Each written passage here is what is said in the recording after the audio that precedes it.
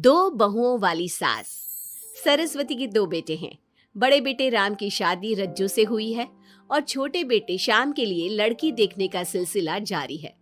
एक दिन रज्जू की माँ का फोन आता है और उसकी सास फोन उठाती है। हेलो, कौन बोल रहा है? दूसरी तरफ फोन पर रज्जू की माँ लीलावती बोलती है। हेलो समधन जी, मैं लीलावती बोल रही हूँ, रज्जू की माँ। अरे नमस्कार समधन जी, कैसी हो? बहुत दिनों के बाद याद किया आज। यहाँ पर तो सब कुछ ठीक है, बस मेरी तबीयत थोड़ी खराब है। अगर बुरा न मानो तो एक बात बोलूं? अरे कैसी बात कर दी आपने समधन जी, आपकी बात का बुरा क्यों मानना, बोलिए बोलिए। मेरी कुछ दिन से तबीयत ठीक नहीं है और यहाँ पर मेरी देखभाल करने वाला कोई नहीं। क्या आप रज्जू को कुछ दिन के लिए मेरे पास भेज सकती हैं? ठीक है, हम रविवार को रज्जू को छोड़ जाएंगे। इतना कहकर सरस्वती फोन काट देती है और अपनी बहू को आवाज लगाती है। रज्जू, ओ रज्जू, जल्दी यहाँ आना तो। क्या हुआ माँ जी, कुछ चाहिए था क्या? अरे नहीं, कुछ नहीं चाहिए। अभी तुम्हारी माँ का फोन आया था, उनकी कुछ दिन से तबीयत खराब है, वो तुम्हें बुला रही है। राम को फोन करके कह दे कल की 2 ट्रेन की टिकट करा देगा, मैं भी जाऊंगी तुम्हारे साथ। इतना सुनते ही रज्जू राम को फोन करके सारी बात बताती है और 2 टिकट के लिए बोल देती है। शाम को खाने के टेबल पर सब रज्जू के जाने की बात करते हैं। तब रज्जू का देवर श्याम कहता है, भाभी आज बहुत खुश लग रही हो, मायके जाने की इतनी खुशी, उफ। खुश क्यों ना हो देवर जी, कितने दिन बीत गए अपनी माँ से मिले, और इस बार तो मैं 1-2 महीना रह कर ही आऊंगी। जब आपका मन करे तभी आना। अच्छा एक बात तो बताओ, वहां से क्या लाओगी मेरे लिए? देवर जी कहो तो देवरानी ले आओ। वैसे भी सभी घर वाले चाहते हैं कि आपकी जल्दी से शादी हो जाए। श्याम शर्मा जाता है और चुप हो जाता है। इतने में राम कहता है, रज्जू, तुमने जाने की सारी तैयारी तो कर ली है ना? कपड़े तो रख लिए ना? थोड़े गर्म कपड़े भी रख लेना, वहां ठंड होगी, और जल्दी आने की कोशिश करना। ठीक है, मैं जल्दी आने की कोशिश करूंगी। बस अगली सुबह दोनों जाने की तैयारी करने लगी। राम उन्हें स्टेशन छोड़कर घर वापस आता है।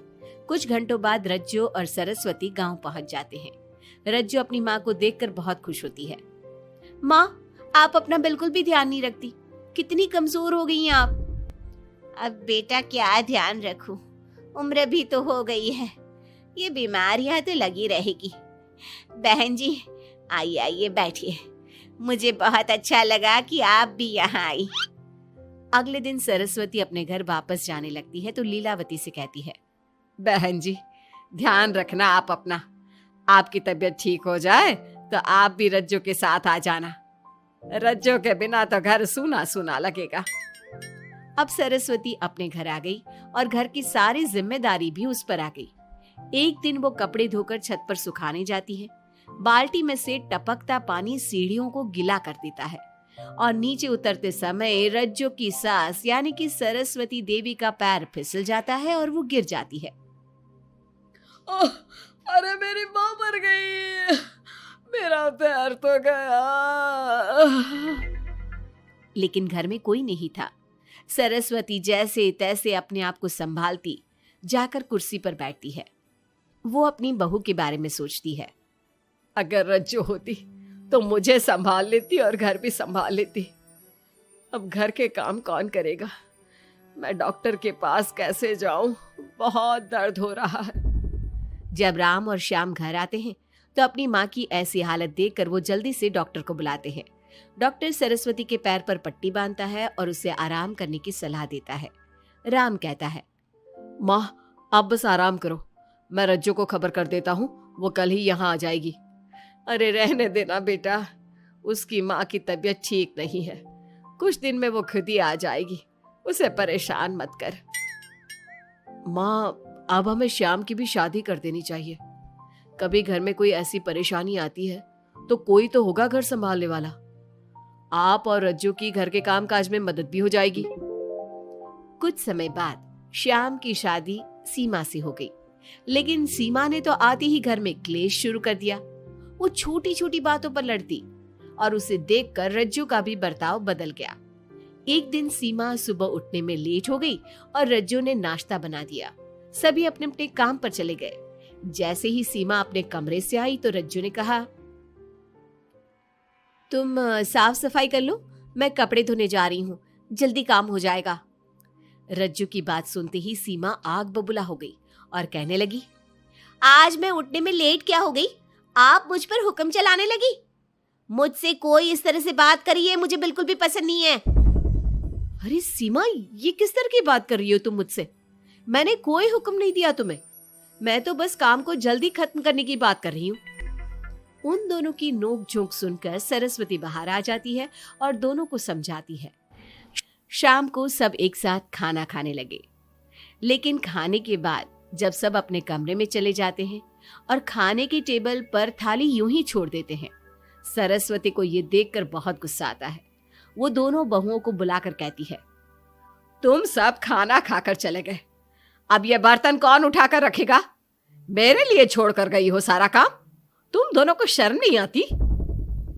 अब दोनों बहुएं एक दूसरे के ऊपर बात टालते हुए फिर लड़ने लगी। ये देख सरस्वती परेशान हो गई। उसने दोनों को डांटा और उन्हें अपने कमरे में भेज दिया। सरस्वती ने जूठे बर्तन धोए। कुछ दिन इसी तरह चलता रहा। अब दोनों सास की नजरों में एक दूसरे को गिराने में लग गई। माँ जी, जब भाभी फोन पर बात कर रही थी ना, तो कह रही थी मैं अपने मायके चली जाऊंगी तो देखते हैं कि कौन काम करता है। और ये हम सबकी बुराई कर रही थी वो। बहू, किसी की बात चुपके से सुनना गलत है ना? तुम आज के बाद ऐसा मत करना। अब तुम जाओ, मैं रज्जू को समझा दूंगी। सरस्वती ने रज्जू से बात करके उसे समझा दिया। लेकिन रज्जू को अपनी देवरानी पर बहुत गुस्सा आया। अब वो भी सीमा की चुगली अपनी सास से करने लगी। अगले दिन रज्जू अपनी सास के कमरे में जाती है और कहती है, मैंने सीमा को बात करते सुना था। वो देवर जी से कह रही थी कि अगर हम लोग अलग कहीं रहे तो हम ज्यादा खुश रहेंगे, रोज रोज की लड़ाइयों से भी बचेंगे।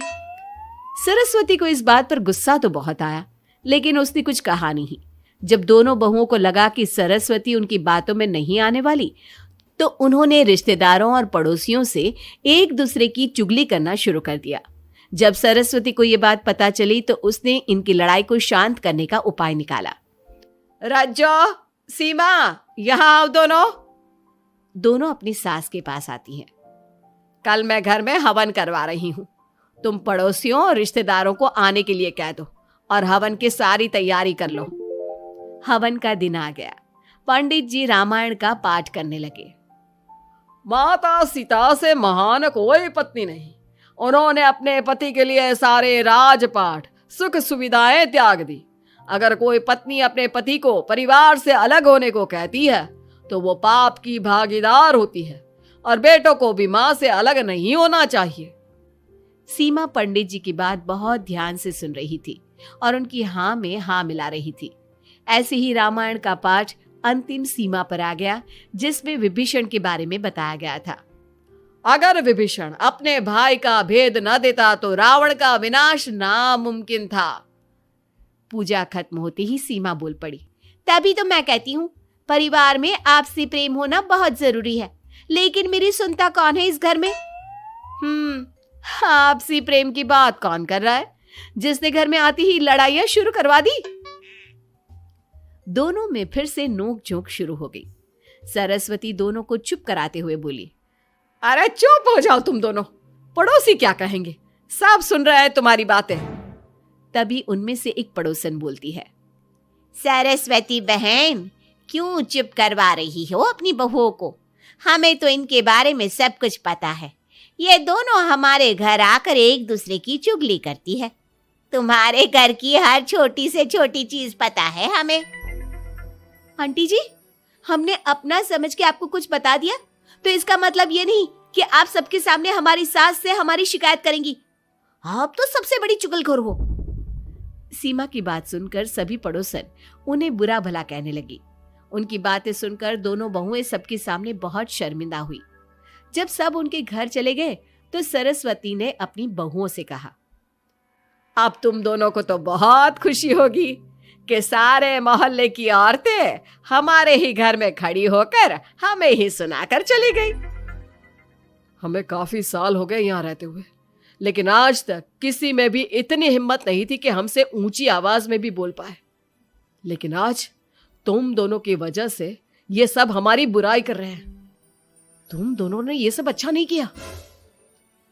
सीमा, तुम्हारे इस घर में आने से पहले हम सब बहुत प्यार से रहते थे, लेकिन ये सब लड़ाइयाँ तुम्हारे आने के बाद शुरू हुई है। आज के बाद तुमने घर में किसी से भी झगड़ा किया तो मैं तुम्हें तुम्हारे मायके छोड़ाऊंगा, समझी तुम? ये बात सुनकर सीमा रोने लगी और सबसे माफी मांगने लगी। पंडित जी भी ये सब देख रहे थे। उन्होंने सब कुछ शांत करवाया। कृपया आप सभी शांत हो जाइए, गुस्से से तो बात और बिगड़ जाएगी। अगर आप दोनों बहुएं मिलकर रहती, घर की बात घर में रखती, तो कोई आपसे कुछ कहने की हिम्मत नहीं करता। आज आपको इस बात का एहसास तो हो ही गया होगा।